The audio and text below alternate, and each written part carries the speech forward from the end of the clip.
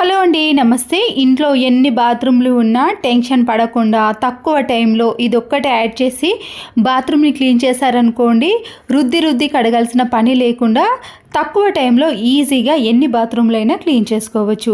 ఇక్కడ చూసారు కదండి, బాత్రూమ్ అనేది జిడ్డు పట్టిపోయింది.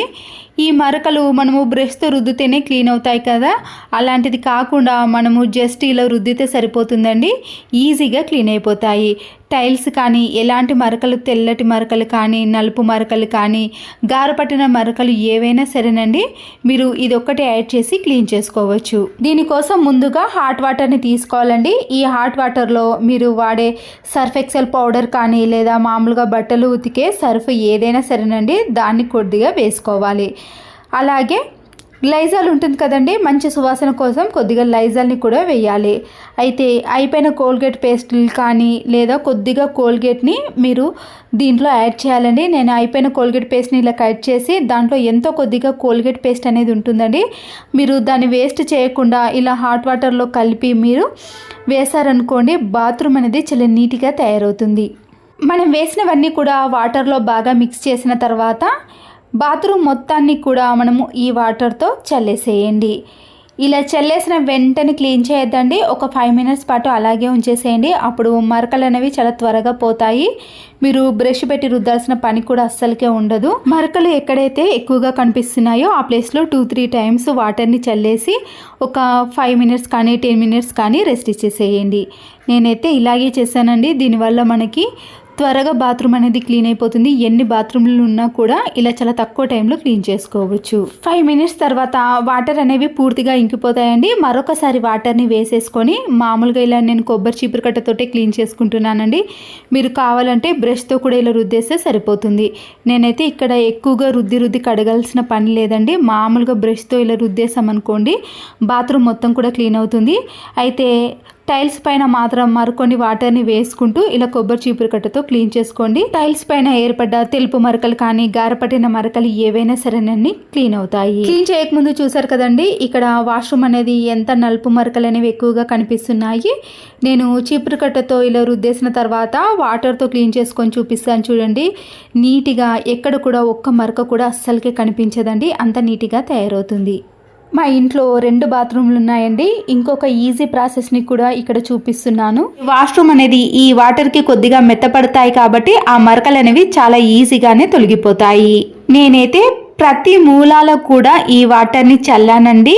ట్యాప్స్ కూడా సోప్ మరకలు, వాటర్ మరకలు పడి తెల్లగా తయారవుతాయి కదండి, దాన్ని కూడా కొద్దిగా తడిపేసి 5 నిమిషాల తర్వాత నేను ఇక్కడ వైపర్ స్టిక్ని తీసుకొని వాష్రూమ్ మొత్తాన్ని కూడా క్లీన్ చేసుకుంటున్నాను.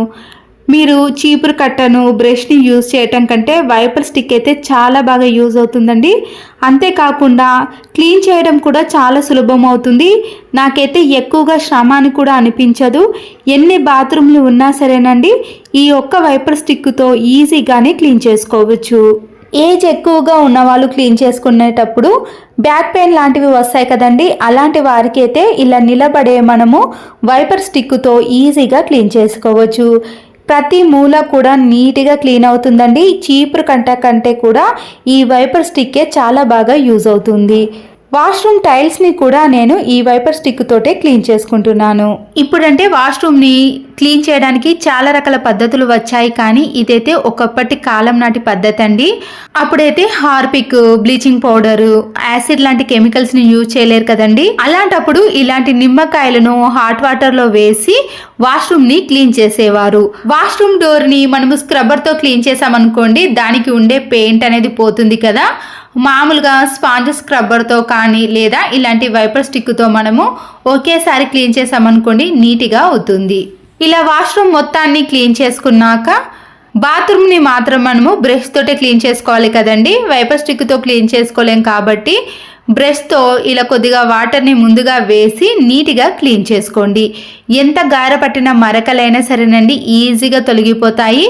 మనం ఖచ్చితంగా ఒక 5 మినిట్స్ పాటు ఈ వాటర్ని వేసి అలాగే ఉంచిన తర్వాతనే క్లీన్ చేసుకోవాలి. బాత్రూమ్ని రుద్దేసిన తర్వాత వాటర్తో క్లీన్ చేసుకోవాలి. ఇప్పుడు చూడండి, వాష్రూమ్ మొత్తాన్ని కూడా క్లీన్ చేసుకున్నాక మీకు గారపట్టిన మరకలు కానీ తెల్ల మరకలు కానీ నల్ల మరకలు కానీ ఎల్లో మరకలు అనేవి మీకు అస్సలకే కనిపించవు. మనం బాత్రూమ్ని క్లీన్ చేస్తున్నప్పుడు నురుగా అస్సలకే రాదండి, కానీ దానికి ఉండే మరకలు అనేవి ఈజీగా తొలగిపోతాయి. మీకు వాటర్తో క్లీన్ చేస్తున్నప్పుడు చూడండి, అక్కడ మురికి అనేది మీకు వాటర్లో కనిపిస్తుంది. బాత్రూమ్ని క్లీన్ చేసుకోవాలంటే బ్రష్తో రుద్ది కడగాల్సిన పని లేదండి. ఇలా కొద్దిగా రాస్తే చాలు, దానికి ఉండే మురికి అనేది తొలగిపోతుంది. మీకు ఈజీగా మరకలు అనేవి కూడా పోతాయండి.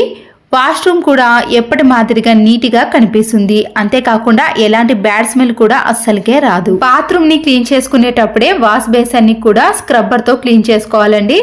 దీంతో పాటు సోప్ బాక్స్ని అలాగే ట్యాప్ని కూడా క్లీన్ చేసుకున్నాం అనుకోండి, వాష్రూమ్ మొత్తం కూడా చాలా నీట్గా ఉంటుంది. ప్రతిదీ చూపించాను అనుకోండి, వీడియో లెంతీ అవుతుంది కదా. ముఖ్యమైన వాటిని మాత్రమే ఇలా క్లీన్ చేసి చూపిస్తున్నాను.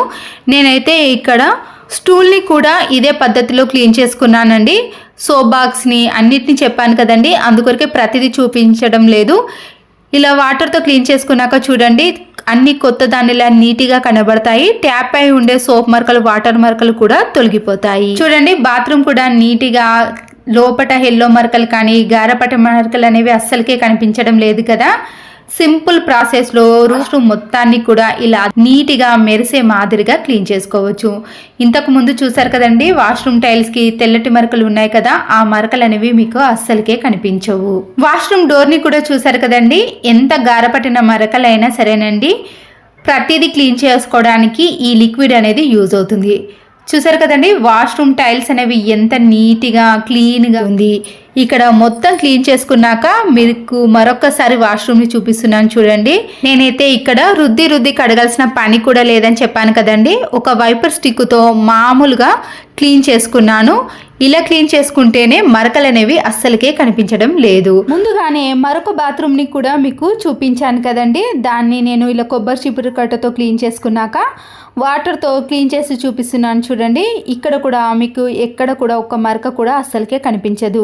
మన ఇంట్లో ఎన్ని బాత్రూమ్లు ఉన్నా సరేనండి, 10 మినిట్స్లోనే 2 బాత్రూమ్లను ఈజీగా క్లీన్ చేసుకోవచ్చు. త్వరగా క్లీన్ చేసుకోవడానికి మీరు కోల్గేట్ పేస్ట్ని మాత్రం ఖచ్చితంగా యాడ్ చేయాలండి. అప్పుడే మరకలు అనేవి చాలా త్వరగా పోతాయి.